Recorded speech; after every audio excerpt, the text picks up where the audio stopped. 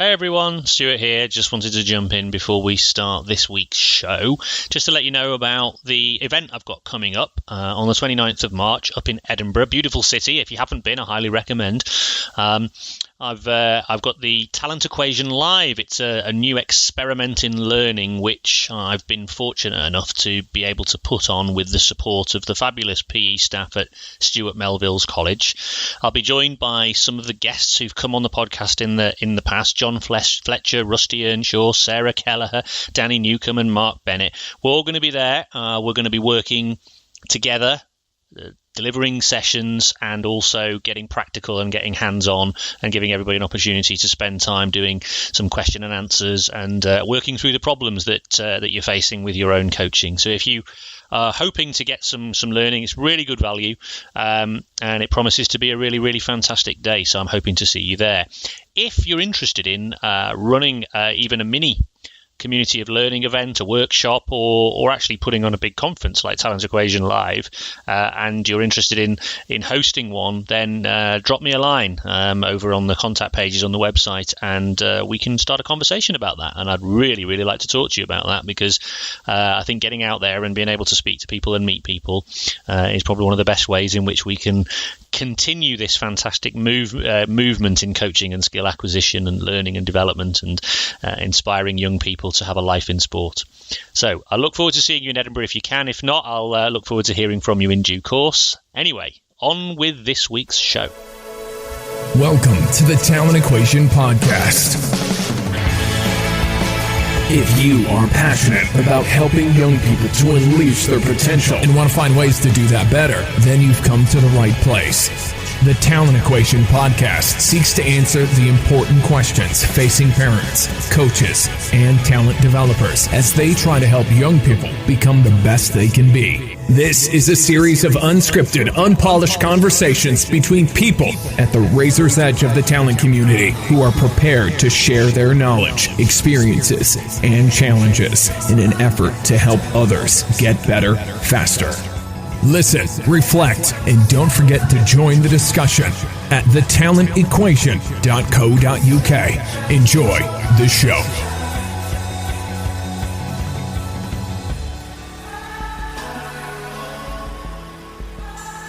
This week I've got a little bit of a special treat for everybody, because I managed to be able to get a number of people who've been on the podcast in the past to join me for a discussion, and we just literally all found each other at the same time, chat in the same space, online, and we just said, right, what's on our minds, what do we want to talk about? So this is a special edition podcast, and something that I'm experimenting with and hoping to bring to you more.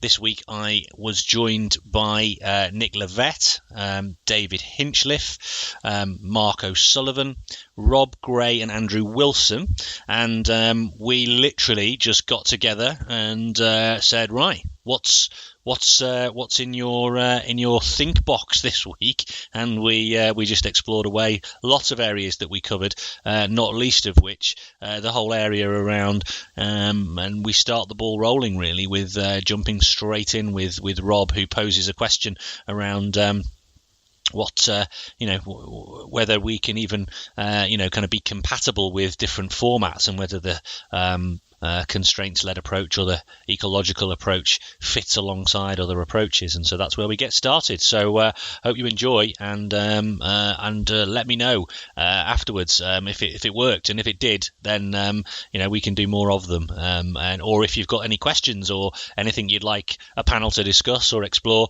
fire me an email, and I'll work it through with you, and hopefully get you some answers. So on with this week's show. Right, where to start? We've had some good chats in the kind of offline space. Who wants to sort of leap us into an area of Rob? I thought some of your thoughts from yesterday were pretty good starting point. So can I ask you, or prevail upon you, to kind of reintroduce those ideas, and then we'll jump in from there. Yeah, so I've been thinking a lot about this kind of approach that a lot of people are talking about, of kind of sampling from different kind of theoretical approaches as a coach, having, whether you want to call it depends, or having a big coaching toolbox, So one time I coach on, with self, as a self-organization constraints-led approach. Another person, I coach them with, explicit instruction and give them a specific technique. And, I wanted to kind of get in a discussion of how, whether we think that's a good idea and, kind of the dangers of that. On the one hand, I think, people think, having lots of approaches is a good thing, but I think there can be some really issues with, for the one thing, I don't think people understand how different and opposing these approaches are. Like, there's no real middle ground between information processing and ecological dynamics. So they can't merge them really. I can think they can inform each other, but I worry about people kind of just selectively deciding, I'm going to use this at one point and this at another. I think it can cause some detrimental things as a coach. And also, Andrew can talk to this way more as a researcher in theory, developing theory too. Always being able to bail out with the other approach can be really limiting. Andrew, thoughts? Yeah, I have many thoughts. So this has all been on my mind recently as I've got a paper that's been chugging through. I mean, from a research point of view, I'm very much inclined to say that pick a side already, because they really are just not the same thing. And trying to whack an information processing class on ecological psychology doesn't work. Trying to do,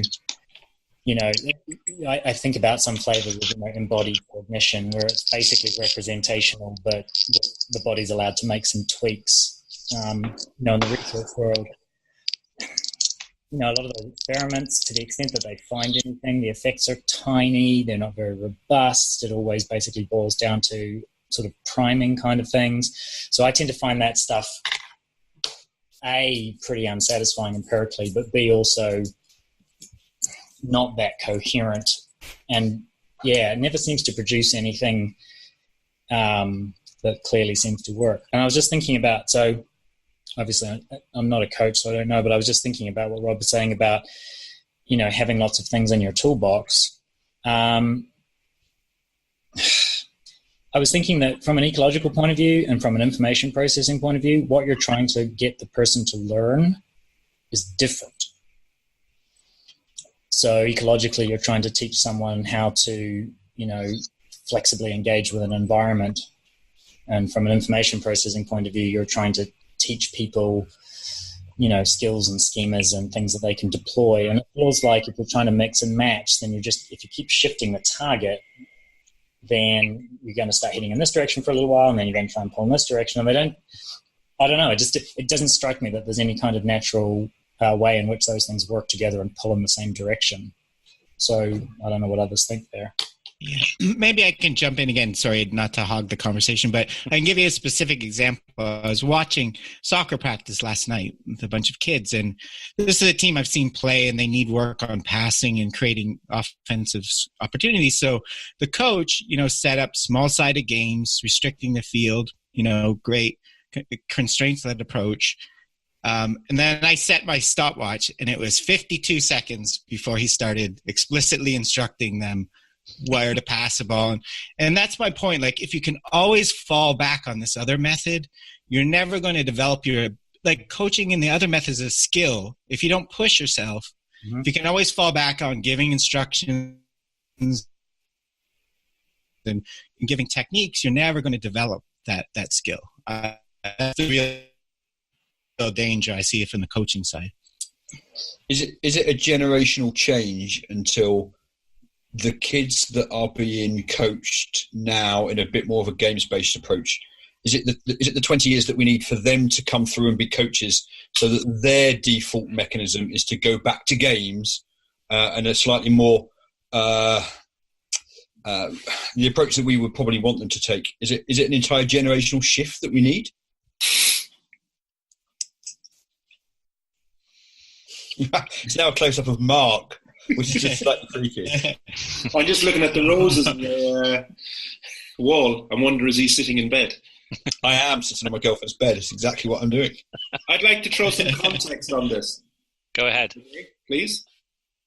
I think maybe some of this discussion kind of broke out in social media due to something that I wrote in a blog.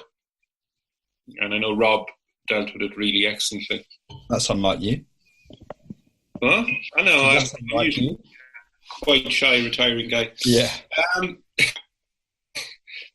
The thing is, what I was asking was a few things that I think many coaches are coaching or teaching an understanding of the game and not creating opportunities for understanding in the game. And I think that's a really big point for me in coaching, understanding in the game, because it's not the same as understanding of the game.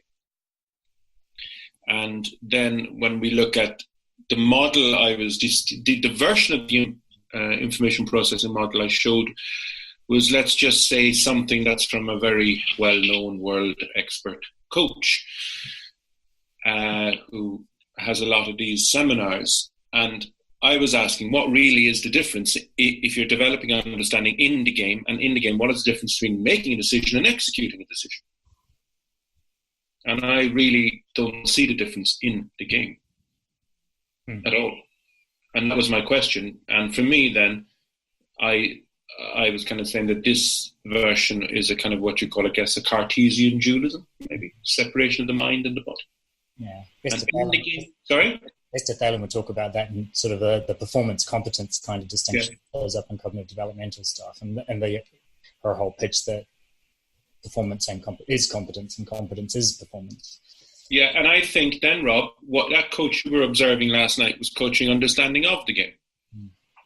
Yeah. Not in the game. He was coaching of the game, meaning he was specifically wanting to understand where they should pass instead of tuning to the information. And when we do passing, probably in a very traditional sense, we're always looking at the person who is passing the ball, delivering the ball, not the interactions between the players. And that's what passing is. Passing is not moving the ball. No, it's the interactions, what goes on in between the players. And that's as important. And it's that kind of education of attention you need to work with all the players in some way. If you get what I'm saying, Rob. Mm-hmm. Definitely. Yeah, no. What I saw this translate to in the game is they get steal the ball, get some open space, and they put their head down and pass it to the wing, because that's where I'm supposed to get the ball, right? When we start transitioning, there was no one on the wing open. The thought of carrying the ball for a bit is not kind of. So yeah, I think that's the kind of the danger. And then the other thing sorry, go ahead. Yeah. And then we have to look at the social, cultural, historical constraints, what we call, how that coach has been educated. There's a history there. Those players, how they've been coached and trained, have they been coached and trained by other coaches? So I'll just give a very quick example. At my club, we were looking at a kid who was 16, just some sections in the game, and we were seeing that he was passing centrally when there was loads of space to take on the wing, and he's playing left back. And we spoke about this, and his coach was saying, I need to speak to him. And I said, find out if it's something else, and I explained to him what a social cultural historical constraint could be. And he rang me last night, and I said, oh my God, he said, I learned so much from this kid just by speaking to him. So this kid had been told, was very much drilled into prescriptive patterns of passing. You pass there, since he was in 8 or 9. Then he had his father for a while just telling him he should only dribble himself. And then he went to another club, and he wasn't allowed to play in a big tournament because he didn't pass enough. And now he's back passing too much. And now super confused. Yeah, and also confused. So there we have a kind of, again, I know we have to be, if we can say that, a socio-cultural historical constraint and that child's decision making. And that's not, and that we need to, and this is about more what I'm getting at, understanding in the game. So that's even worse. That's an even worse version of what I was talking about. So these two sort of approaches don't pull in the same direction. And now you've got different, within that sort of more instruction-based one, you've got 9 different ideas about what the game is, as opposed to there being a game. So that poor kid just gets pulled in lots of different places and he never gets to settle down. He never gets to settle into some sort of, just interaction with the game. He's so busy thinking about, I got told off for not passing enough last time, for example. Yeah. Yeah, I had the similar thing last night, the coaching session that I went and watched, which was a group of under-18 players. And it's the first time I've seen the group. And I was chatting to the coach on the side, and I just said, just tell me a little bit about the kids. And the amount of players that were, in his words, utility players, that ended up with no understanding of how to play a single position, let alone have knowledge of all the positions. But then the coach wondered why that the players didn't understand the game. Well, they never spent any time understanding any kind of roles and responsibilities. The coach was really frustrated because the kids would go on and just do what the kids wanted to do. And then there just became this whole kind of big conflict between the coach and his expectations and the players and their expectations. Miles apart. But at no stage had they probably done what Mark had done and actually sat down and spoke to the kids. Those social conversations not even happened. Well, actually, I used it as an opportunity for his coach to look deeper into this. And so I spoke to his coach about it. Could it be this? And the coach is smart and rang me, young coach, only 21, 22, rang me, delirious. The coach was delirious. He said, I haven't learned so much about coaching as I have sitting with this kid for 20 minutes. Scary, that, isn't it? Talk to the kids. I think that's... nothing, Nick. Sorry, nothing. The one of the things for me that I've been wrestling with, one of the reasons I was so pleased that you brought this up, Rob, was I think in some of the discussions I've had, so there's some of the social media discussions which probably have to be taken with a bit of a pinch of salt, but in some respects they are a useful barometer of where people's kind of perceptions are, I suppose.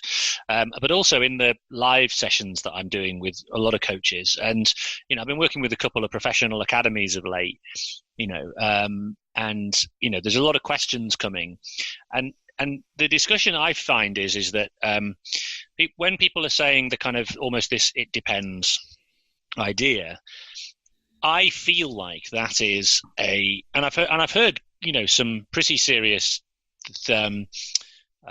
theorists say this as well, and I think that it feels to me like they're appealing to a sense of don't close anything off, keep all options open. It's not cut and dried. There's an array of tools, and you have to choose the correct tool for the person in the moment based on what it is that they're trying to achieve in this, that, and the other. But I have been trying to argue, probably not very well, that that's actually potentially a cop-out. And the reason I say it's a cop-out is because a bit like you guys have said, it feels, and I love pick a side already. I love that. That's going to be a T-shirt, Andrew. I'm going to make that. But I feel like that. I feel like kind of once you've sort of stepped over the line, so to speak, from a kind of methodological perspective, you've chosen an option. You kind of then have to reject the alternative methods. Otherwise, you're not operating in that space anymore. You're doing something else, and so you kind of almost don't have any choice. But then the accusation is made: "Oh, it's dogmatic. Oh, you're just closing off all the options. That's you're becoming a little bit narrow in your view, evangelical, an extremist. That's the other one." And so I'm kind of pleased to have the conversation because I don't see myself as having a great deal of choice in the sense that I can't kind of logically and even bring myself to even morally utilize these other different methods because I've got such a strong association now and a connection with this as an approach just because of the way I see human learning now. So I'm quite glad that you're wrestling with the same issues. I know two things that are related to that. Like, I think part of that attitude comes from the psychology, field of psychology, where a lot of these ideas are sort of coming from, at least the sort of the theoretical work. Because in psychology, kind of the first thing you learn is, well, here's one extreme and here's another extreme, and the truth is somewhere in the middle. You learn about nature versus nurture. It's a mix. Psychology has this real instinct to try and bring those things together. And at one level, that's not crazy, but also at another level, you've kind of it gets trained into you. Actually. And so like you, regardless of the topic, you get this training, and I think there's a real resistance. So that's why there's a lot of searching for that sort of mixed thing. But then it comes back to to Rob's point of saying that if you keep having that option as a cop-out or a fallback position, then you don't spend the time required to really come to grips with how to do the constraints-led approach, right? And, the constraints-led approach, like if you're going to do it, the hard part is suddenly designing sensible constraints. That's really hard. That's insanely difficult. And if you don't really commit to trying it out and being prepared for it not to work the first few times and to go, I've designed this environment, but nobody did what I thought they were going to do. If you don't give yourself that space to do that, then you're never going to get anywhere with it. And so you're going to feel, at one level, I got lucky sort of in my intellectual development where I started out being very excited about cognitive psychology and then met Jeff Bingham, and I got really interested in the ecological stuff, but he sort of gave me the bridge that I could walk across and actually got me into it. But I'm still, and I'm far enough into it now that I look back and go, I'm like you, I can't think that way anymore. I just don't think that way makes any, a lot of information processing stuff just doesn't make any sense to me anymore. But that's taken years of just, and it only happened after I was like, pick a side, man. I'm going to commit to this for a while and see how it goes. So it is hard, and I can imagine in academia I can pick a side, and if I end up being wrong, then all that happens is that my papers stop being cited after I die. But presumably with coaching, right? If you pick a side and it's the wrong side, or if it's not working for you and you want to, presumably the costs are much higher. So, what's the way around that resistance? Do you really need that generational shift, or can you do it inside a generation? What is the cost, though? How big is the cost? Do we know that there's a cost?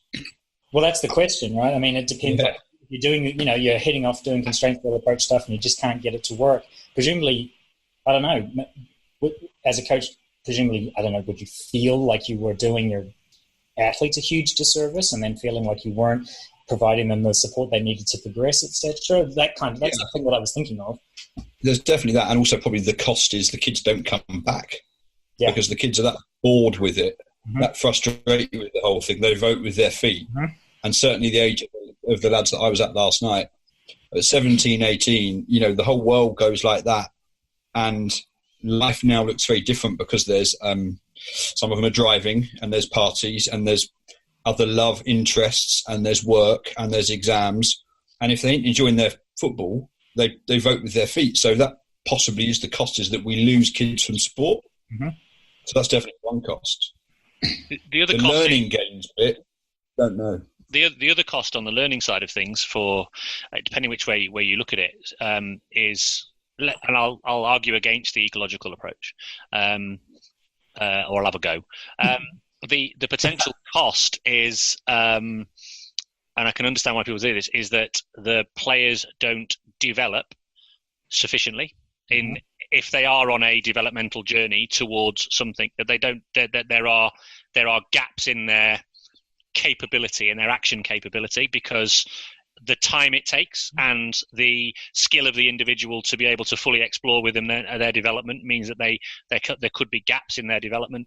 The other thing is, there's the other potential cost in a developmental sense as well, is that there is often, and I've come up against this recently working with the professional academy, that they've got a very linear curriculum, and the players are expected to reach certain technical, probably, and psychological, tactical benchmarks by certain ages, and if they don't hit those benchmarks, then they are potentially at risk of being kind of deselected from the academy environment.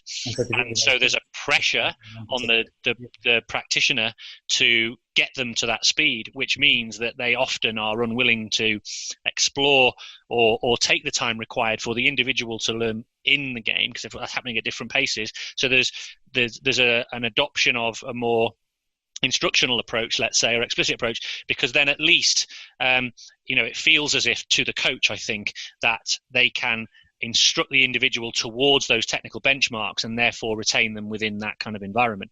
So, but that's one example, but that could happen on quite a macro, on a much bigger environment as well. So I think that's one of the potential costs I think people see. I also see costs on the other side, but I'll let somebody else take those. And that's a difficult problem to solve, because even if you have picked a side, you are still going to have players who have other coaches who either haven't picked a side or have picked the other side. So the experience from the player's point of view is that they are going to get that whole range of different approaches, because, a decent player will have lots of different coaches throughout that's another good point, time Dave. As a youngster coming through the system. That's another good point, David, actually. And something that came up to me, I was working with a group of coaches in rugby, part of the talent pathway in rugby, and they said exactly that thing to me. They said, when they get to professional status, they're just going to be told what to do. They're going to have to follow instructions. They're going to have to follow a game plan. And the most compliant ones, the most adherent ones, are the ones that are going to be successful. So are we doing them a disservice by not exposing them to that kind of experience? Pretty difficult one to argue against. Although I had a damn good go, needless to say.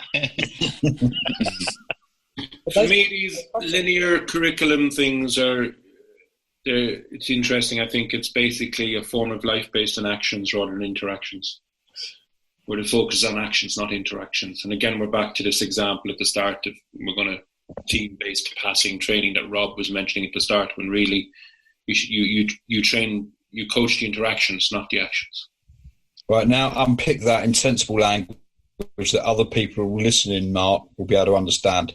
Because you said that you were going to do that, but not in Swedish. That's all I do. That's not thing. Yeah. No, but it's just the action is the technical moments and all this that we're going to work with passing. So passing is the theme, it's giving away the solution. And the focus then is on the person with the ball passing, as opposed to interactions between all the players, which includes teammates and opponents. And that's where the coaching, for me, really happens, in those spaces between. In kind of, is that better, Nick? Loads better, thank you. Sorry, in Rob, response to your comments, Stuart, about people challenging this, I would do like you do in a game when someone's mouthing off to you, point to the scoreboard, right? What's the success rate of current talent ID development pathways, right? I find there's this weird assumption people have that there's lots of evidence and research showing that the traditional approach works. Like that it's highly effective. There's not. It's just all we've had, right? So there's been nothing to compare to. People have this way. No, we don't. There's no evidence that that's the best way. It's never really been tested. That's all what we've done. That's true. The other point, quick back to what you were saying with it depends. If people argue that it depends, constraints-led approach can't be right because it depends. That's a completely spurious argument, because the constraints-led approach is the very definition of it depends, right? It's an individualized method. It's not one size fits all. So when you disagree with it, you're disagreeing about what it depends on. So I don't think that's a fair argument against it, right? That's one of the reasons I think it's effective, because it is individualized. It's not a one size fits all solution.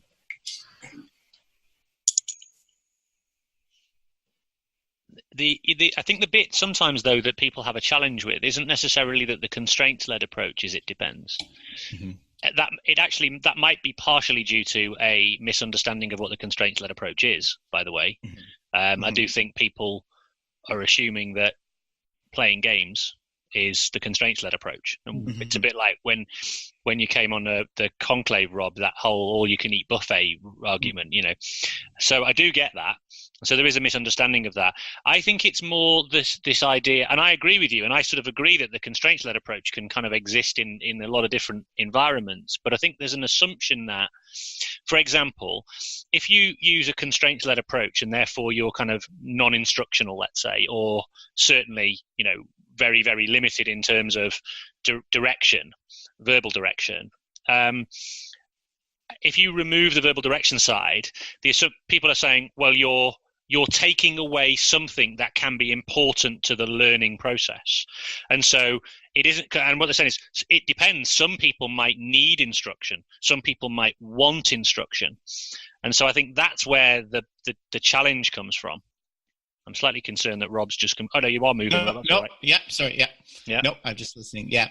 No, I think that's another point I kind of bristle against with the constraints that, that there's no room for understanding. There's no room for instruction. We were talking about, I saw the post about this online. I think you said it was a great question. That can come in at the task level, right? Changing the instructions for the task, how you explain the task to the individual, how they understand, is this an offensive drill? What we don't want to instruct is execution of the action, right? Yeah. But understanding of the task is critical to this, right? So it's not that there's no understanding involved. It's not like completely mindless. Just go out in the field, run around after the ball like your little kids, chasing the ball. So I find that kind of not a great argument either. It's just people have to be clear what they mean understanding of and explicit instruction of, the actual execution of where the pass goes and to who, or understanding of the goals of the task and the intent. Yeah. So that's a really important point, isn't it? Because what you're saying is that particular methods or styles, let's say, aren't off the table. It's more what they're used for. Mm-hmm. Absolutely. So again, seeing Mark's bigger picture view of the world, there's a time, and I can still remember the game we were playing at, this was an academy team. We were playing home against Chelsea. We were 4-0 down in about 5 minutes. And my coaching approach is very much, I sit on a little stool that I bought on eBay for £1.50 and I just watch the kids play. But there's a time when you have to help the kids. And I can still remember the full-time member of staff from the club coming over and saying, the kids need help. They're struggling beyond belief. There's a time when you do have to instruct a little bit, but it's based upon the bigger picture of what's going on and the needs of the kids at that time. It wasn't, I'm thinking about my coaching approach and I'm just developmental, so I'm just going to let them sink. You can't do that. Sometimes you've got to prop them up a little bit, but it's knowing when and why and seeing the bigger picture of the whole thing. That's all part of that support challenge balance. Yeah, absolutely. Yeah. But could you not, Nick, just to kind of play devil's avocado with that a little bit, could you, rather than, like, this is kind of my challenge really, so instead of falling back to an instructional approach, could you not just as easily either change the rules of the game as such that it might draw attention to, or change not the task, but reframe the task or reframe the environment in some way that it draws attention to a potential solution that the individuals might be able to explore, rather than solving the struggle or stopping the struggle? Is that not another example, actually, of someone saying, well, they really need the help, so I'm going to step in and need the help? And actually, that's stopping us from opening our minds to what's the possible alternatives than stepping in and solving. Yeah, absolutely. I mean, the level that I went to solve the problem wasn't entirely I solved the problem. It was we need to go 3 at the back. We only played 7v7. We need to go 3 at the back here and try and narrow the spaces. How are you going to work that bit out? So it wasn't entirely solving the problem for them, but it was giving them enough clues to be able to then try and solve the problem. So I'm wondering, and this is, again, I'm brilliant at this in hindsight, by the way. If I'd have been there live in the moment, I probably would have done exactly what you did. But in hindsight, could the coach, using this as an example, could the coach not say, because actually one of the things, that the solution is to go 3 at the back, or one of the solutions is to go, say, 3 at the back. And one of the reasons to go 3 at the back is because of the spaces that are in front of them. So could we not raise their awareness of the spaces and what the possible, and then engage with them as to what the possible solutions might be? Absolutely, yeah. Obviously, this is done outside of the heat of the moment. Of course, but when you're 7 minutes into a game, and this is the complexity of it, isn't it? When you're 7 minutes into a game and you don't get a timeout, and you don't get a big pause button, and it's not a training session, that's the real world challenges that coaches face. Yeah. And when ideal versus realistic things start to happen. And that's the challenge of the complexity of coaching, isn't it, really? And I guess that comes back again to when the competition element comes into this, and they're live and in the moment. Then there's another angle to this. So there's one thing doing kind of a very ecological, constraints-led approach in a learning and development training type experience, right? That's one thing, because you can kind of manage that. You can manage the pressure, manage the load, manage the competition. Exactly. Whereas in a game environment, you haven't got that. So often this is where people will say, well, actually in that scenario, we may have to be instructional. However, I wonder again whether we could not challenge ourselves more and actually say game time is purely an opportunity for us to discover how well our training sessions have enabled the individuals to have an understanding in the game. Yeah, well, they're always framed as an extension of learning. That's all it is. It's just a test at the end of the week to see how you've got on with some of the stuff that we've been practicing. Yeah. And again, it comes into the balance of how much do you maintain a kid's confidence, self-esteem, ability to want to get on the ball and try things versus they're drowning. So you don't get any of them if you continue to let them drown, or you help them a little bit to try and maintain some of that other stuff. And that's why it's that kind of graphic equalizer of different things that, I know that if I change this, the returns are this. But if I don't do anything, the impact on everything else around that kid is completely the opposite, and they pale into insignificance and don't want to play and want to come off the pitch and don't want to be there and start crying. I don't want a kid to start crying because I've tried to ask a question rather than help them. But this is the trade-offs, right? This is the reality of the trade-offs of coaching and why it's complex. So this is, in its essence, actually, the very kind of manifestation of that it depends argument right there. I'd be interested just to sort of get, Rob or Andrew or anybody's reflections on that, because I can take a position on that, but I'd be interested to get your thoughts anyway. For me, a situation like that is that you are thinking about, is the player aware that there's a problem at all? Because if a kid's getting upset, they're not even in a state to be aware that there's a problem that they need to solve. So, if they're upset and crying, then they're not even aware there's a problem that needs to be solved. Exactly, they've closed up. Well, the threat state is I guess, there's nothing you can do like that in the moment. Yeah.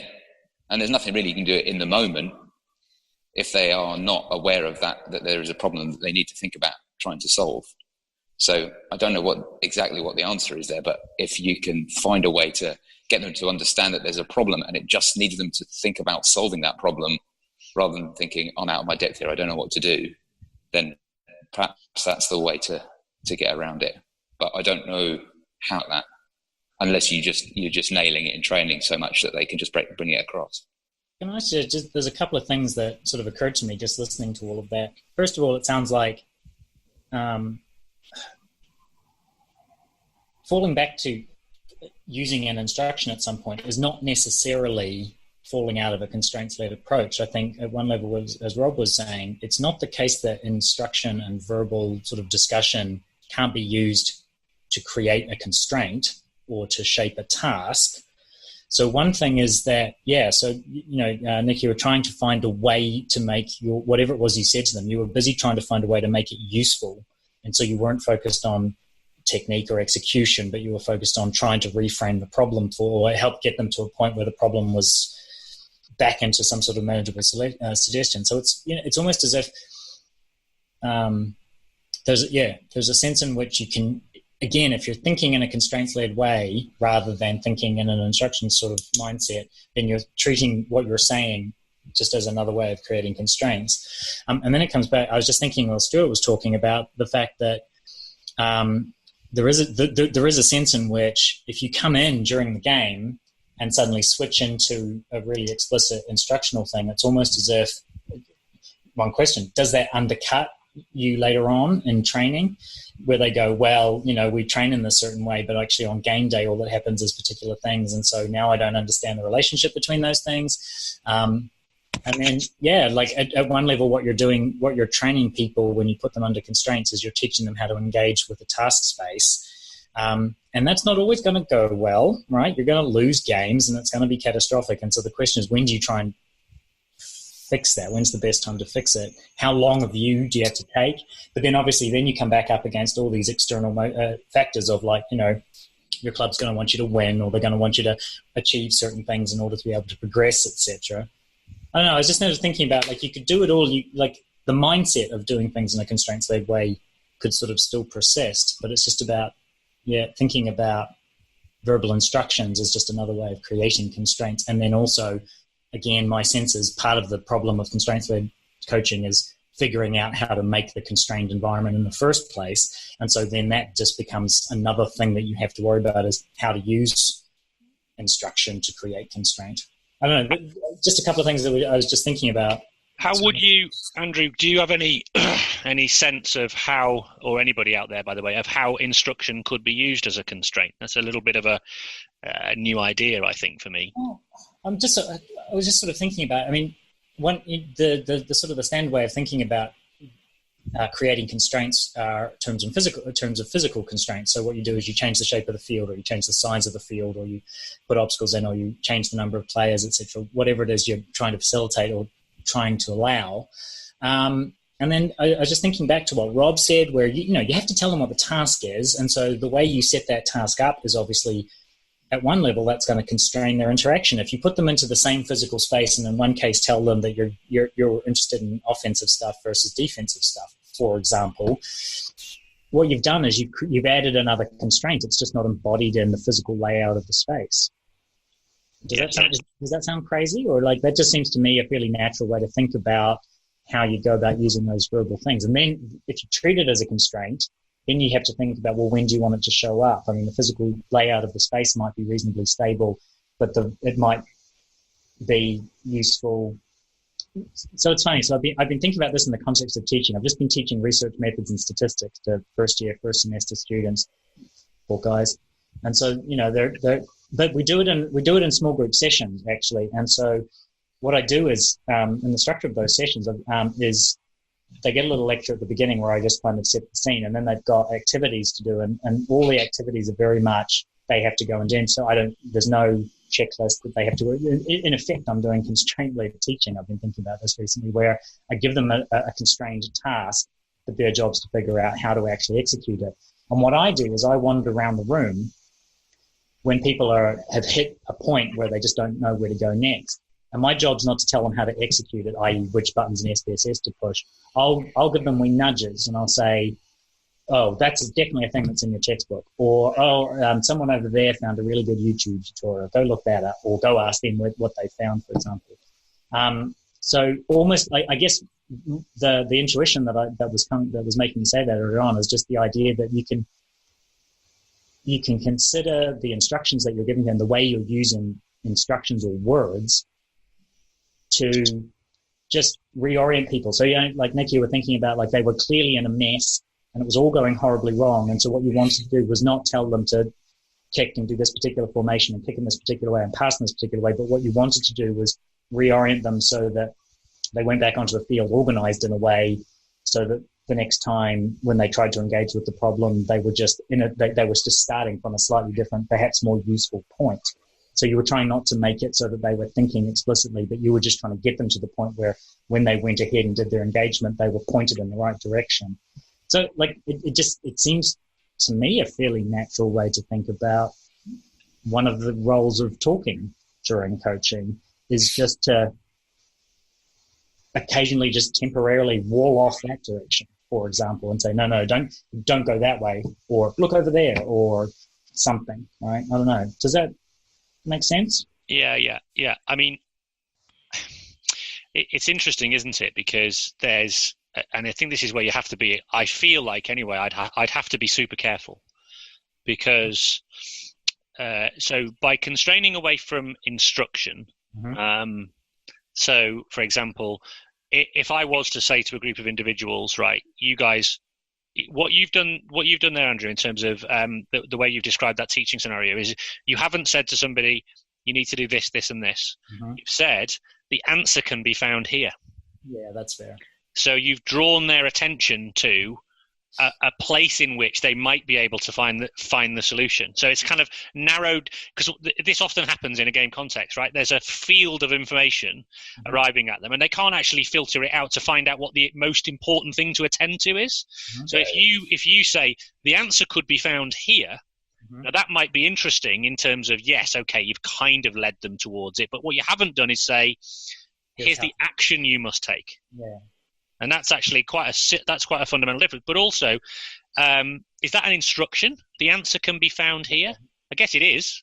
I mean, it's verbal, I guess I was thinking, whether or not it's instruction. Because I always tend to veer on the question. So I would use a question as a means by which to avoid using an instruction. But sometimes a question can be just as clumsy. But the reason I use a question is because I'm fearful of using an instruction in the wrong way. Yeah. I annoy myself. Anybody that starts a question with, do you not think? Yeah. It's kind of a question, but you're telling me what you really think right now. Surely. Yeah. What I'm thinking of is, in a 3-on-3 in practice, you want to work, or whatever, 5-on-5, you want to work on defensive play. One time you could say, the goal of this task is for you to disrupt the possession of the offensive team as much as possible. Another task, the goal of this is for you to keep them outside the scoring area for as much as possible, right? You're not telling them, go run at the first player with the ball.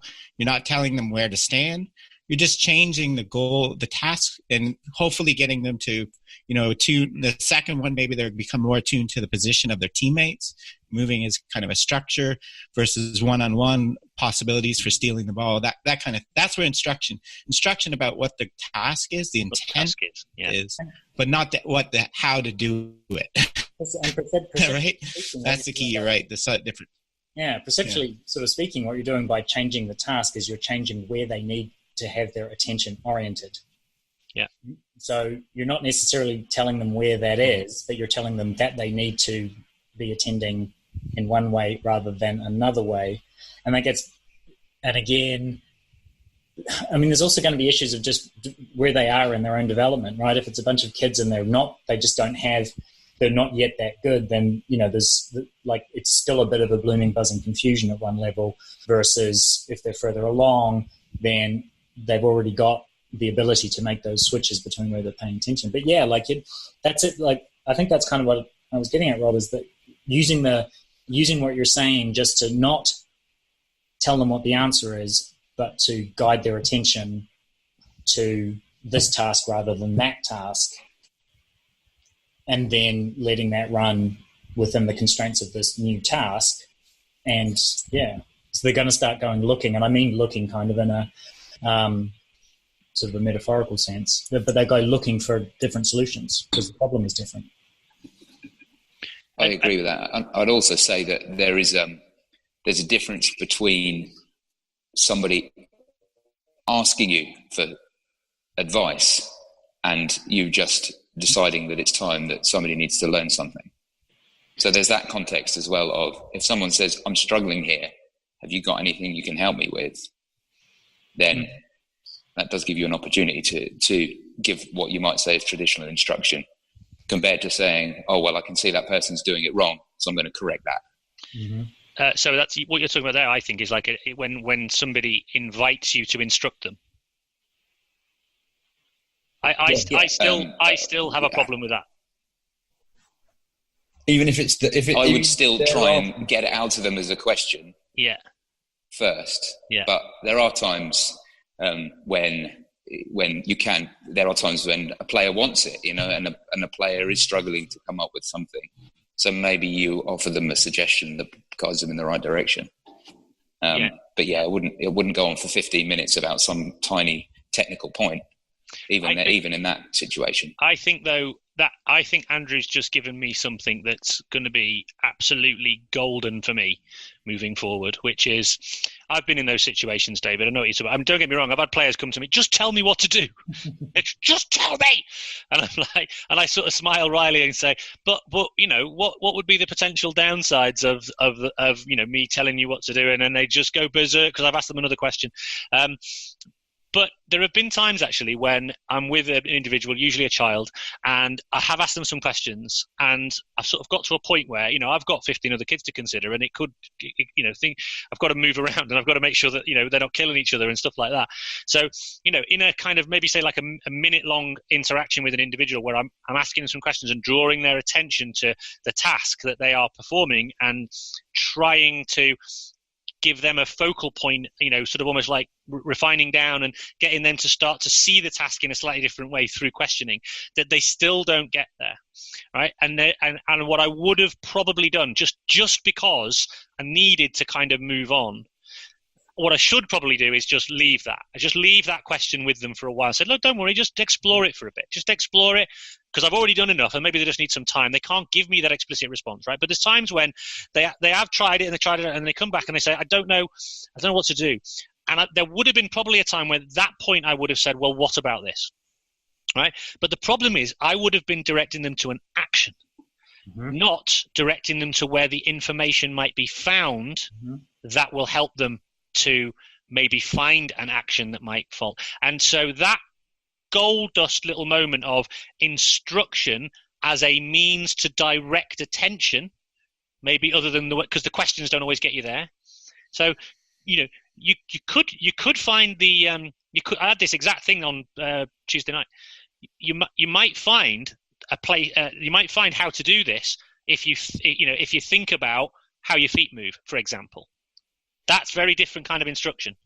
I think Rob summed it up way earlier when he said that instructing what to do is one thing, but that does not mean you're instructing them how to do it. Yeah. And I think that's kind of maybe the nuance there. Nothing wrong with instructing somebody in what to do, but how they do it is. Give me an example of instructing somebody what to do versus instructing somebody how to do. It's quite a common thing in these young kids playing, say, five-a-side, and say there's one. And I've had this conversation with some coaches, and they were saying, yeah, we're playing a game and we're 3-0 down after a few minutes, and you see what's happening is everyone runs up the pitch. And you don't, you know, and the last thing, you want kids to understand that everyone's an attacker and everyone's a defender. So you have a choice. You can either ask the kids, okay, how come they're scoring goals? What situations is leading to this? Or you can just say, okay, guys, they're scoring when everyone's up forward trying to score. So that's not something we should be doing. What should we be doing? So you're instructing them not to do that, but you're also letting a bit open for them to hit the how. So, but then the last thing you want is, I'll stay back. You don't want one kid saying that. Yeah, standing in the goal. Standing there, yeah. What you want is that there's emergent decisions then because of the situation in the game. And that can start with an instruction of, okay, we're all not allowed to run up forward, you know? Let's see how we solve this now. And that's kind of that area we're working in. And it seems like as well in that situation where you're 3 or 4-0 down after a few minutes, one of the things that happens, I think, when the game really goes that badly, that fast, is that everybody kind of forgets what it is they're supposed to be doing, and they start getting focused on some of these details. And it gets back to, to Rob's thing, is like, maybe sometimes you just need to be reminded what you actually need to be doing right now. So, for example, what's currently happening. Well, yeah, the thing you're supposed to be doing is moving the ball and creating opportunities, not that, or something, right? It did remind them of what the task. And so it's thinking back to Rob's example of like using instructions to say, okay, in the same physical environment, we're going to, your job is to disrupt the passes versus keep them out of a location. Those are two different things. Maybe if everyone's trying to do something and it's all going badly because they're all on the same part of the field, for example, just sometimes you forget what you have to do. And sometimes a really useful little thing is just to reorient. Again, it's about reorienting attention, but it's not reorienting attention to technique or execution, but back to task. Exactly. And then actually, if you are saying to the kids, we can't all be bombing forward, how do we work this out? And they start working it out. Then you can start, because they self-organize this over time themselves and they work with it, and suddenly you have a kid offering support behind. Mm-hmm. So they've got the ball and there's support behind because we can't all go forward. And so this leads to other training sessions and other session designs then. Yeah. Oh, that's great. What was the use of that? Oh, good. You're giving support there. I mean, okay. Exactly. And now someone's there. They've come back. What can we do with that now? And how can we use that? All of a sudden, they're a passing option, right? There's someone. Yeah, exactly. From wing to wing or something, but that didn't exist. That option. Yeah. To notice that affordance, for lack of a better word. Yeah. So actually, from the situation of everyone bombing forward, it ended up with creating more passing opportunities over time because it started with an instruction and then suddenly allowing for behaviors to emerge. And I sometimes think about that in the context of my class, and also just when I'm, with my kids as well. It's like, my job's not to teach them exactly which buttons to push. My job's just to remind them what they're doing sometimes, because they get really lost in those details and they do start to panic. And I often find myself going, hang on a second, what are you trying to do? Because they're 4 or 5 steps ahead and they've forgotten, and as a result, they've just lost track of what's going on. I mean, it works to varying degrees, and there's always that. I'm always so tempted just to go, push that button. And sometimes I can't resist the temptation, but it seems that I think I often find myself just saying to people, what are you trying to do? Because they've clearly forgotten, because they're panicking. Yeah. To me, we're getting a little bit into the distinction between information and affordances versus cues. Mm-hmm. So when you tell a player what to do, look for getting the ball wide, look for passing it over the top. What you're doing is directing them to look for affordances, right? Opportunities, versus cueing, where you say, as soon as we get over midfield, I want you to pass it wide. Mm-hmm. As soon as this happens, you're giving them abstract rules that are meaning, that the coach has come up with.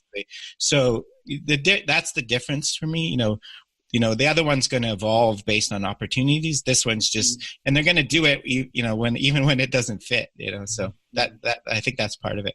Yeah, exactly. And the problem in a game context is just coming up with those rules of those sort of if-then statements. It's like, when something's like this, do this thing, is that what happens if that exact circumstance doesn't show up?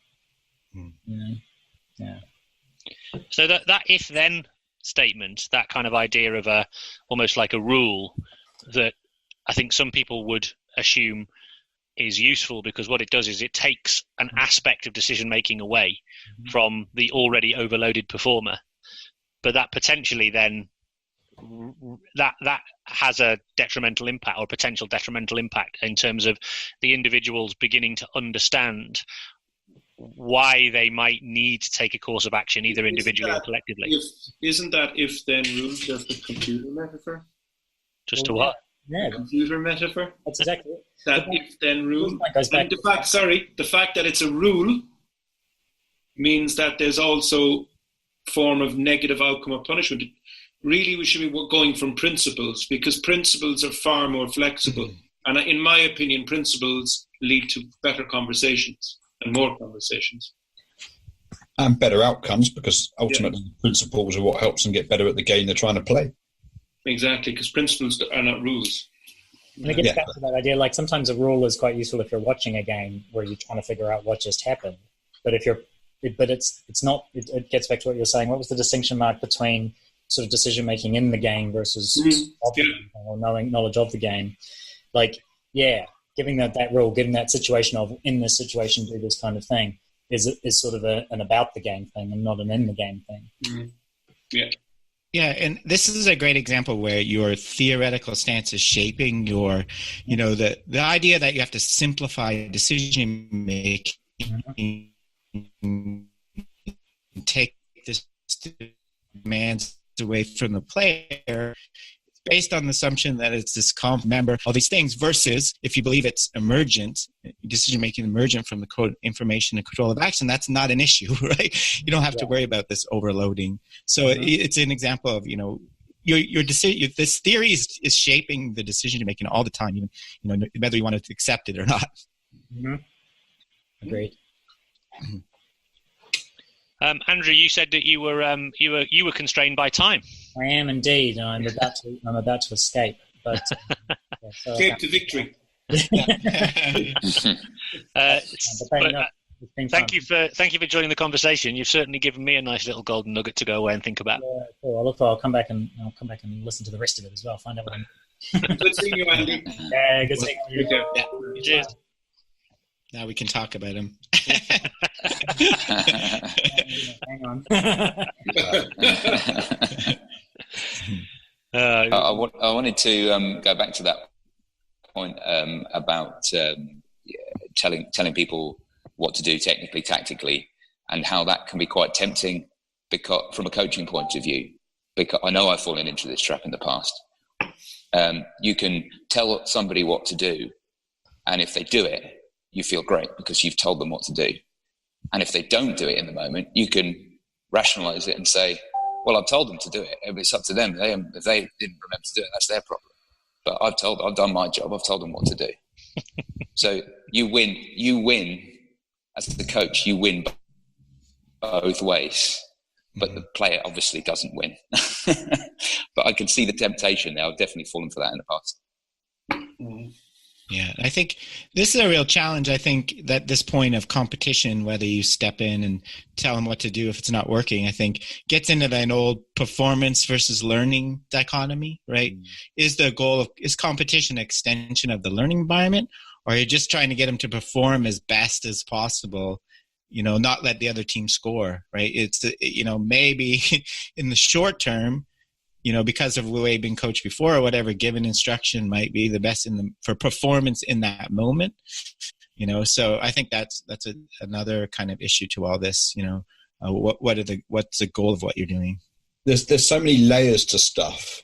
Yeah. Because whilst, we might be talking about that tiny bit of coaching and the detail about coaching, all of this will probably sit within some kind of like club competition, political climate as well, that, if I don't help the kids get better in order to produce a performance, like Rob says, then all of a sudden, the parents of a kid that might have signed for my club now sign for another club down the road. And all of a sudden, it affects recruitment and talent ID and all of these other kind of knock-on, spin-on things. And it all comes down to some of the detail that we're talking about within coaching and whether you're trying to get a performance out of different things for different reasons. This is why that there's so many different things you have to consider.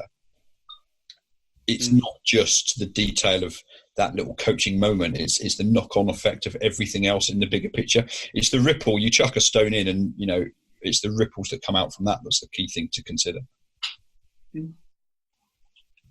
That's one of the interesting things, Rob, I think, is, and this is another pushback I get, or another challenge that comes back often from certain organizations that are very acutely attuned, I suppose, to performance, in the sense that often they're, say, working in an environment where results are a very important part of their employment, let's say, or potential for future employment, or their employers require that of them. And obviously you'd think of that in the elite space, but it actually happens in with adolescents in some schools, or whatever it is, and in the community setting as well.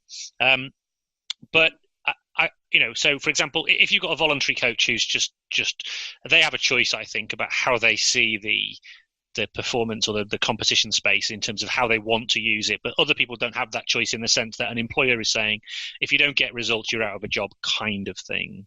And one of the things that they often say to me is, I haven't got the luxury of using these approaches. And so I've often wondered, and I'd just be interested in people's views, is that, is there socio-cultural form of life, is that a justification for alternative means?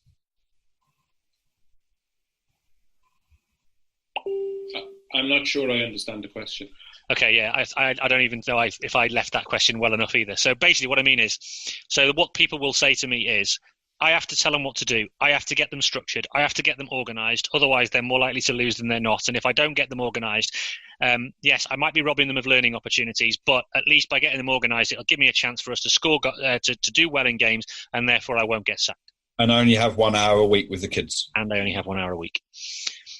Ironically, in some of these schools cases where employment is contingent, they've actually got way more time with the kids than than others have. But yeah, so I'm limited by time, I'm limited by proximity to competition, and I'm limited by my employer's requirements. So I have to use these methods in order to bring about this kind of outcome. Or maybe you just have to inspire children to play more football away from you when you don't have them. That would help. Or rugby. I'm not sure. Sorry? I was going to say there's so many external factors, though, that are completely out of your control as a coach that lead to those results. To pick any method and say it's going to be more effective than another method it's having an effect, but there's so many other effects that you can't control. If you happen to have a group of players, if you're working with under 15s, under 16s, and you have a group of players who are above the normal level of ability that you would get at that age group, half of them will go on to play international sport or whatever it is, then they're going to smash everybody out of sight. And has actually wasn't very much to do with you at all. Maybe you had an influence on keeping them in the game, but that was it. Everything else, there's so many other factors that I'm not sure whether that choosing one or the other, I think it's a false argument. That's a good point. Why do you say it's a false argument? Because what they're saying is the means, their approach is they justify their approach because of the environment they're in, and I don't know if that is enough of a justification. I'm agreeing. Yeah, I'm agreeing. I'm saying, how can it be? How can you possibly prove that? Is my point. Well, I guess it's because, so I'd be interested in people's thoughts on this, right? I genuinely do think that to work ecologically, you are, by definition, allowing individuals to develop at a pace that's sort of almost based on them. I mean, they're all going to perceive differently. They're all going to interact with the environment differently. And as a result, they're probably all going to progress at different speeds. And depending on, I guess, my skill and my capabilities, it may take them more time. I think they'll develop a deeper and richer understanding of being in the game, but it might take more time. And this is certainly a perception. I'm not sure if it's real, but it's a perception that it might take more time. It's also a perception that I'm prepared to accept. I think, and it's a trade-off I'm prepared to make. And so what people say is, I haven't got time for people to explore and discover. I just need to give them the set play and the game plan that they need that's going to help them succeed tomorrow or next week or whenever it is. So that's the justification used for a more explicit, instructional, structured method. So does it depend on the age and stage and where they are on their journey and pathway then? So if you are Ole Gunnar Solskjaer, you're probably not going to be going in and asking too many questions because you're on a short-term contract. You don't know if you're going to have a job. You've got to get a performance on Saturday from a group of players that hated the previous manager. The way you work there might be different to working with under-8s when you haven't got a race to get them ready for something. Although, ironically, I think in that particular case that you've chosen there, Nick, it's exactly the reverse that's true. Well, they were in a very structured environment where individuals weren't given a very much creative freedom, and he came in and said, "Tell you what, lads, you're all quite good. Why don't you go and have a go?" Yeah, don't be under no illusions. It is still very structured, but he's nice to people, and there's quite a big difference with that. That's quite an important bit. I don't know if you can coach that. You can. So it's whether or not, does the balance tip as they get further along an age type spectrum, whereby if they're 24 and their playing career might end at 30, is that different? Do you use a different approach then to if they're 8 and they're playing? Because you've got a longer period of time, therefore it's not a race, whereby if they're coming towards the end of something or they're older, does it then justify a change in approach? Well, I'm not saying I have an answer to it, by the way. You're right. Logically, you're right. But that's where you've gone wrong. You've used logic. Because in many cases, regardless of the age and stage, there are situations and there are environments, and whether these external constraints are impacting on the coach, but there are environments even at that age where results matter. And anyway, I mean, I guess one thing I want to know is, and I'd be interested in your view on this one, Rob, is do you think that by its nature, a kind of a constraints-led or ecological approach to human development is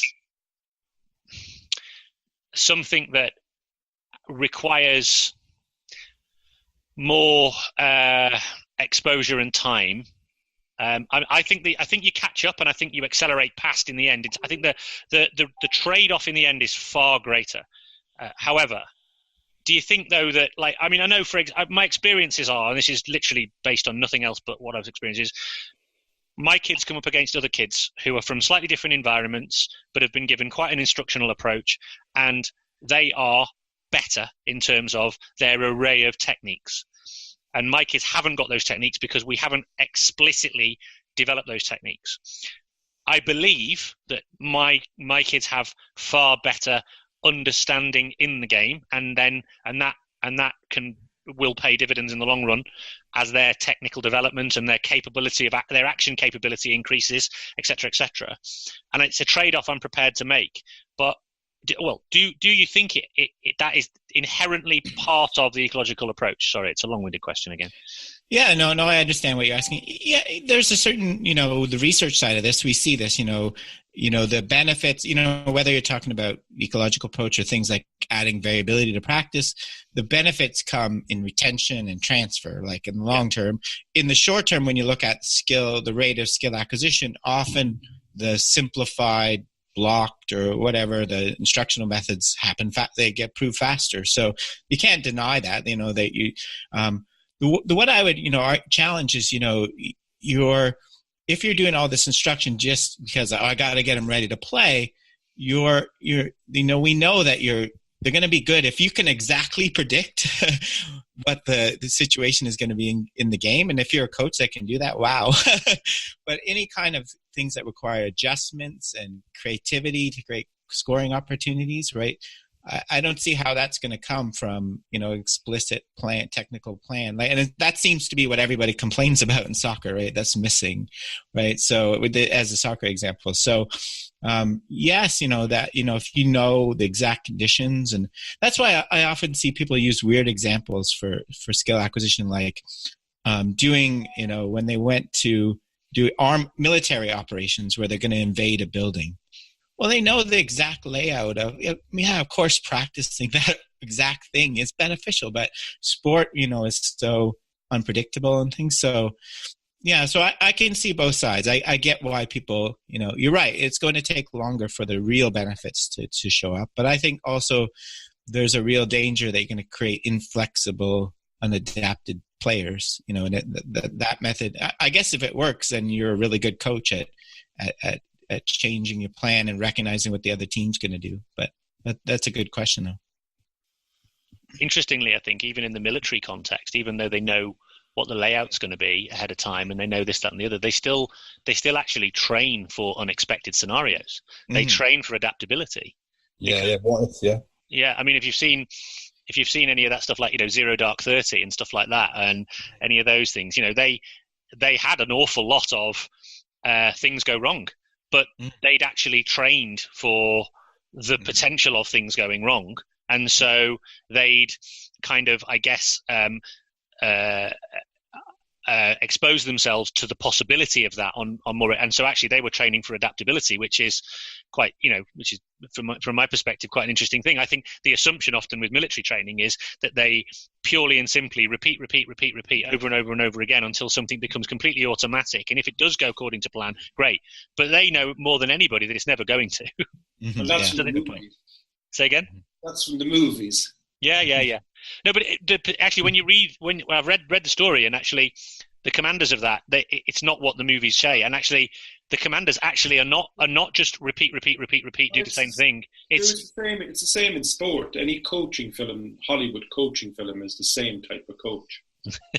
No, repeat. I know, Rob, that must be a very big cultural constraint. That Al Pacino halftime speech, Yeah.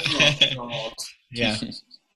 I can tell you this. I know some pretty professional footballers. If their manager did that, they'd walk out of the dressing room. Not that kind of speech. Yeah. Just to shifting gears a second, I just wanted to. There's another aspect of your question. One of the questions you asked, Rob, which I think is worth exploration. Which was, you asked about. Let me see if I can find it. You asked about.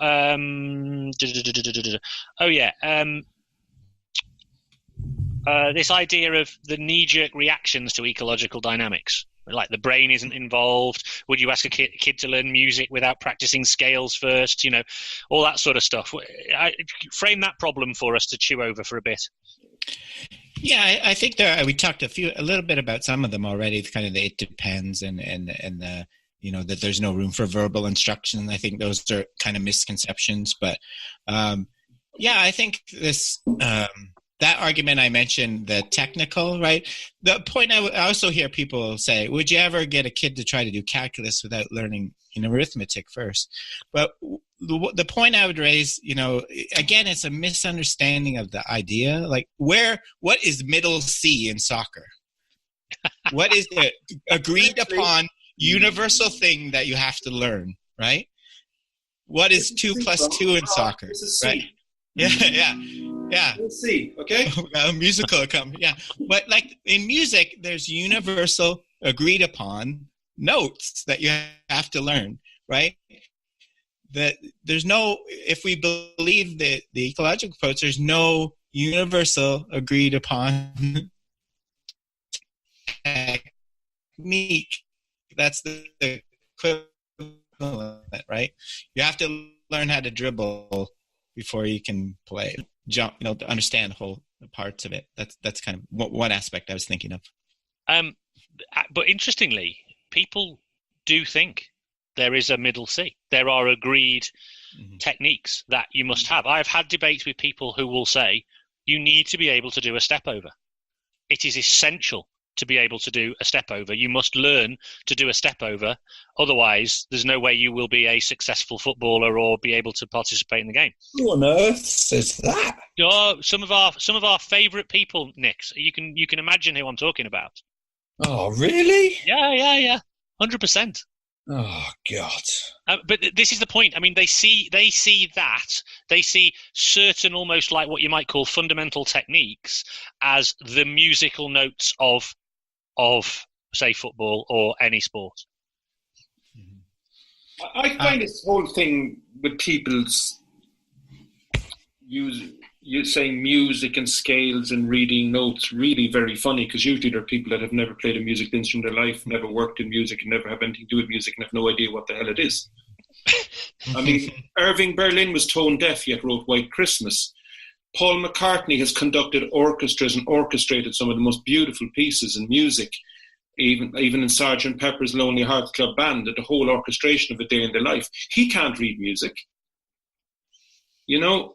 There's things like Ringo Starr's drumming technique, which was our so-called drumming technique, which actually gave the Beatles their style at the start, called backbeat, which was celebrated by everybody. You had all these world-class expert drummers trying to learn how to play like Ringo Starr with this backbeat, which means there's a slight delay on the second beat of every bar.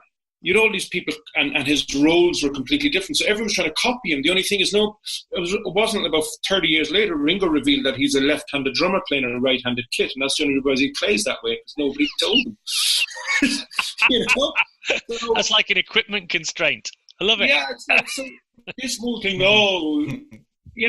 I've worked in music, and I've been around some incredibly brilliant musicians. Morton Harkett.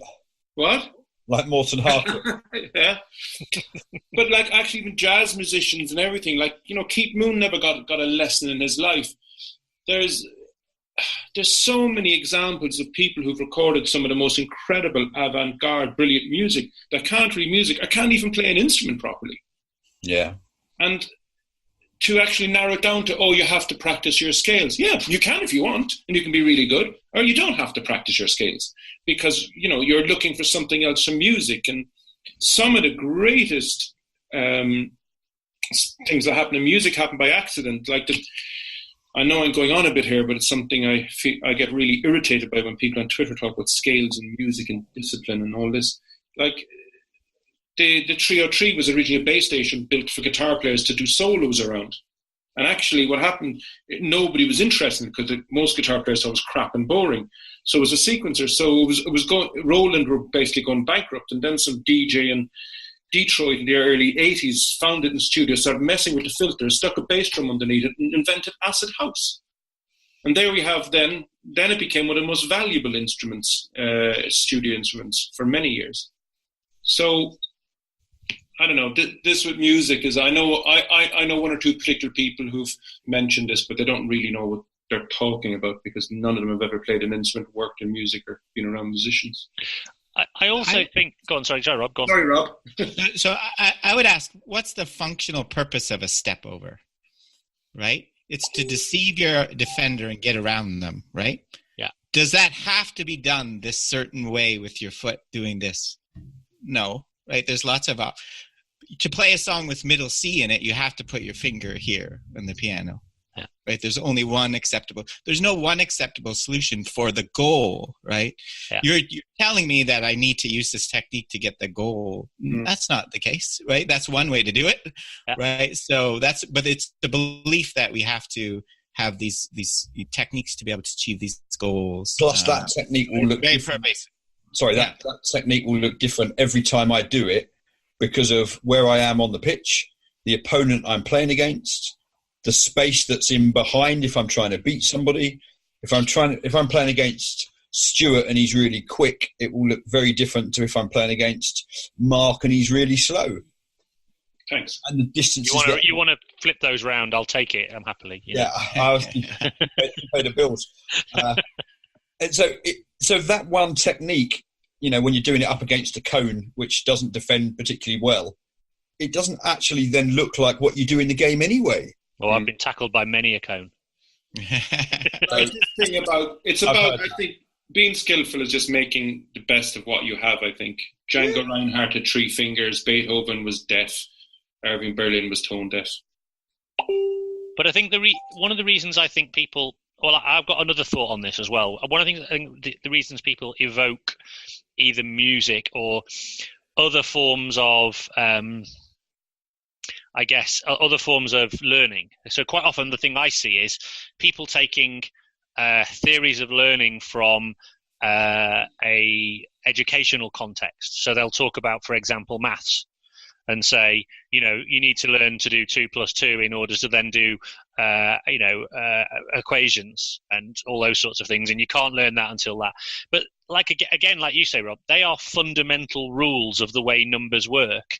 And if you want to try and suggest that 2 + 2 = 7, you can have a go with that, but you're not going to get very far when it comes to actually proving a particular equation. Mm-hmm. Whereas, like you say, whether it's a step over or whatever, there are multiple ways of deceiving another individual to then be able to allow you to make forward progress towards a goal or create space to give a pass to somebody else. And exploring the options available to an individual is a very different process of learning than learning essentially rules. They are cognitive or cognition-based rules. I think Rob dealt with this very well in one of his Perception Action podcasts, actually. Yeah, because it's exactly what Mark said about principles. The principle is I want to exploit space to create another opportunity. Now, how do I exploit that space? By finding a way to go around the opponent. That doesn't. I don't want to converge onto one answer because there's so many answers that could solve that problem. Yeah, I might just knock it and run. I might not need a trick. Yeah. So, and that's because you're trying to work to solve the principle, which is I want to exploit space rather than the technical bit. The goalkeeper might be on the side on Twitter, so it's an open goal, so you just smash it into the net. I've got a particular. You just reminded me of something there, Nick. Actually, that I'd be interested to get everyone's views on, which is, I've got a particular challenge at the moment with a player, who, from a very, very early age, I say very early, he's about 5. I've been coaching him for a long time, right? And he's always been a really, really kind of effective little player, and he kind of discovered pretty early on that he had an advantage quite often, because he would just push it past and run. And most of the other kids, and he's got an older brother who he used to try and do this against, because it was kind of his only way of trying to get past his older brother.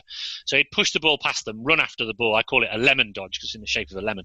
And he'd push the ball past them, run, and get it. And it was really, really successful for him. And he used to get goals, and he used to do all sorts of things like that. And I've always been working with him and others, and around the idea of different ways of moving, and moving, moving sideways and forwards, and all those sorts of different ideas. We've got lots and lots of exploration around that.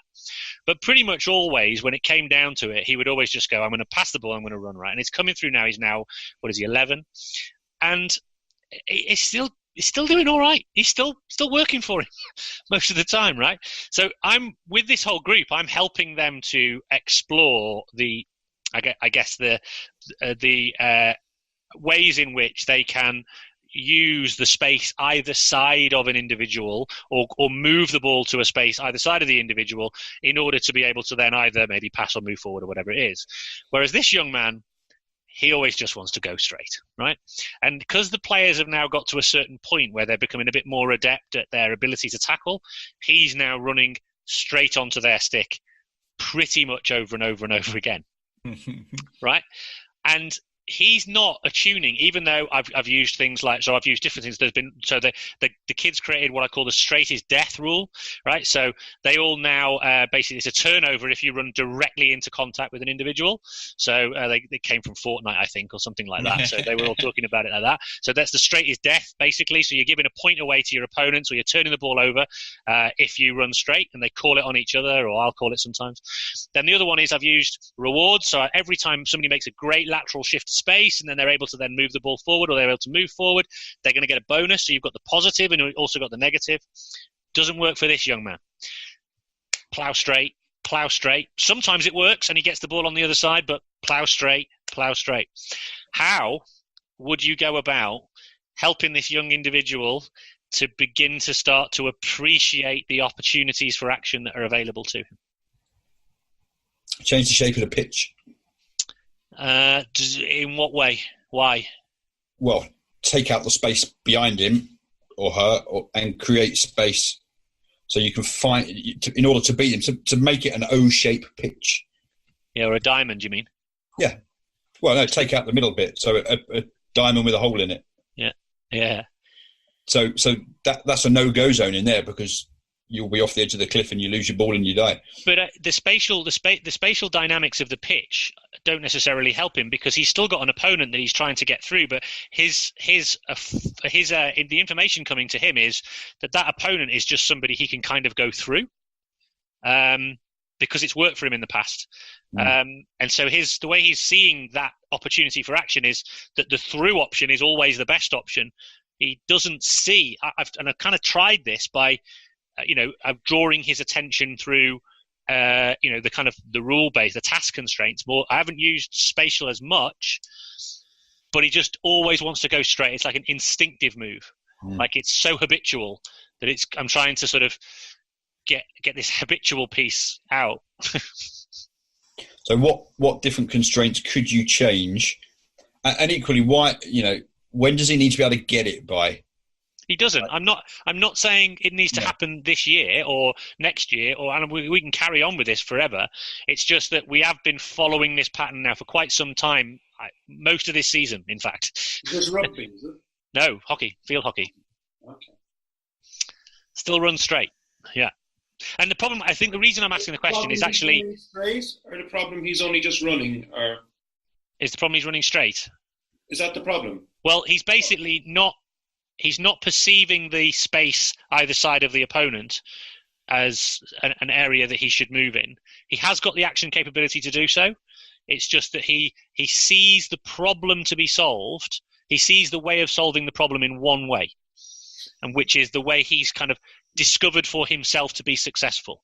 So I didn't show him the alternatives. The only way to go past people is to go straight through them. It's like a favourite move. Yeah, this is his favourite move. It's almost like a move he derives a great deal of pleasure from, I think. Well, I think maybe you can have target players behind the defence where the team has to play the ball to the target player, receive it back before they score in one of some wide goals. Say that again? Maybe a target player behind the defence. Go on. So you have to, the ball is to be played to the target player before a goal is scored. As in, pass it forward. Yeah. So you have target players. So what you're doing then is that player might actually pass the ball forward and then run into space and take it back and score. Or we use this a lot to deal with, well, not these situations, but we use it for just affordance of gaps. So here's the other thing, right? Yeah, I will try that. I think that's interesting. But the other thing you should do as well is fascinating, right? So quite often he'd push the ball past someone and run, right? And sometimes he'd push it too far. And another defender would arrive to get the ball. He just swoops on them, takes the ball off them and carries on. Because they're so unused to it. So it's like a double whammy now, right? So like push it through. It doesn't matter if I don't get hold of it because somebody else will come. I'll just get it off them and I'm going to go and score. I tell you what, you would not believe how successful he is doing it, right? It's just working for him. So it's cool, right? Now, the laws of the game? Yeah. There we go. It's a solution, isn't it? Yeah, carry on, I suppose. I guess for me, I feel though that, I mean, it works for him once or twice, and yet it won't work for him, say, 8 times. Yeah, but then there's a lot of, I think there's a lot of athletes have had mass failure trying different things and then end up being well known for that. One thing when they're like Stephen Curry, Yeah. Draft report saying that shooting from impossible angles and missing, and then that's what he's kind of most known for now. Yeah. So I guess your job is kind of the educate his attention through your design through other opportunities. Yep. But he doesn't necessarily have to take them. That his own personal solution is still available to him. Yeah. I was wondering whether the strength of the constraints just wasn't strong enough in terms of drawing his attention to those possible alternatives. Have you put somebody in there as a defender that's bigger, stronger, faster? That means that doesn't become successful. Well, he's finding that now because he's 2-year age band. He's younger than many of the other players who are older, and those older players will take the ball off him more often than not. Well, maybe that's just the patience in letting him have to try and work that bit. I think you're right, Stuart. That's a discussion. That's the coach-player interaction. That's the discussion you have with him, the dialogue. Yeah, hey, these things are happening. What do you think's happening? That's your relationship there. Yeah, that's the angle. I think there's good ideas there, but the angle I would get at is what's the information? Like, it's not, he shouldn't completely abandon that technique, right? But he needs to learn the information, the affordance, right? Yeah. What is the defender doing? His action capabilities, Rob, which is usually to smash straight through people, which he could get away with before. Yeah. I guess what. Yeah. Well, because he never learned when to. Yeah. Yeah, on me. I don't use it when they're peeling back on, what's the information that is going to afford this? I don't think he's learned that because it worked every time. He just used it, exactly. So maybe having the defender play him different ways, and so he can learn when it doesn't work and when it does work. I don't know. Along with the constraints ideas. Lots of 1v1 practices on a kind of a carousel where a defender will appear at different times, so the space is different. So it's repetition without repetition stuff. So he's getting lots of that. Side targets where the goal is actually to score on the side, not beyond. So again, it starts to attune to the fact that to be successful, I've got to beat either side, not beyond. So again, it starts to recognise to go wide to create space in behind. So just lots of those kind of practices, really. Yeah, in fairness, I do a lot. I do a lot of that. I guess it's that classic scenario around expectation, isn't it? Because I probably feel that and he can't. And I also feel that he might have started to attune to this a little earlier. But habits are quite hard to break, aren't they? Oh, definitely. Yeah. Especially when they work for a long time. Exactly. Yeah. I had this idea with and quarterbacks. I work with sometimes things work in like keeping their hands really low. It works in high school, but they don't have time to throw the ball when they get to a higher level. It's really hard to change. Right. Guys, I'm conscious of time. We've gone for just over an hour and a half. Covered a lot of ground, got quite deep into some stuff. I think there's some fascinating areas there. Thank you for exploring my particular coaching challenge for the time being. I've got another one which is about my son's absolute desire to play with one hand, but that's up to him. That's fine. Mark's gonna play us out, I think, by the looks of things, with a little Magic. Take on me. Yeah. I was thinking I could do a soundtrack for your outro. I love that. That's a great call, Mark. In fact, if you could just do the outro, I could just do some music in the background. So yeah, I could just do the If you want to get joined, I'm not going to do that with this one because it's a different kind of conversation. Hey, I appreciate the conversation. I appreciate your time joining me on the panel. We will reconvene, and with the next one, what I might do, if it's okay with you guys, is I might invite some questions from people out there for us, burning questions for us to kind of consider for them. If you're amenable to that idea. I think some of the real world scenario stuff is quite cool that we can kind of try and unpick definitely, and kind of add some help. Yeah, totally agree. I totally agree with Nick there. Well, appreciate your time, everybody. Okay. Cheers. Thanks, Stuart.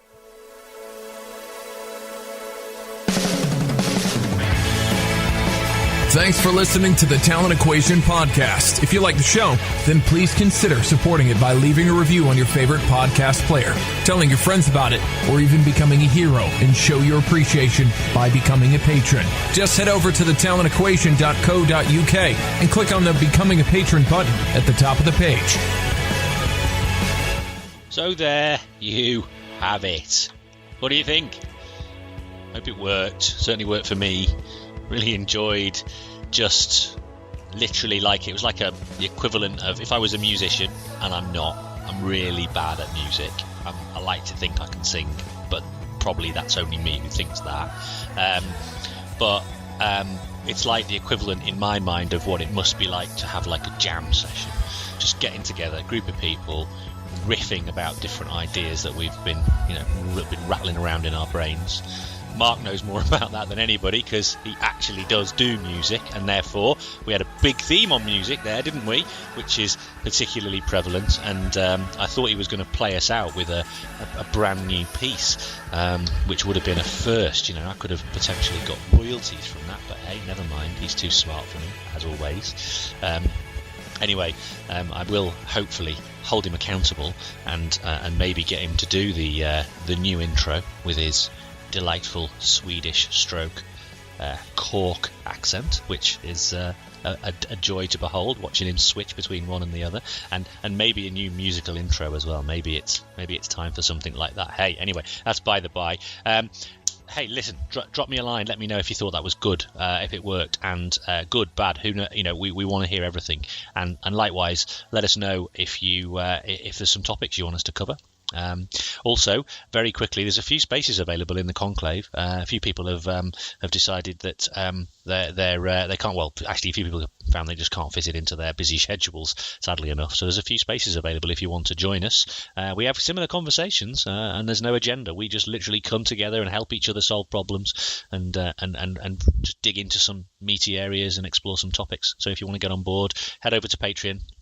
I like to think it's pretty reasonable for what people get out of it, and come and join the merry little throng. In the meantime, have a great week of coaching, and remember, hey, ditch those drills.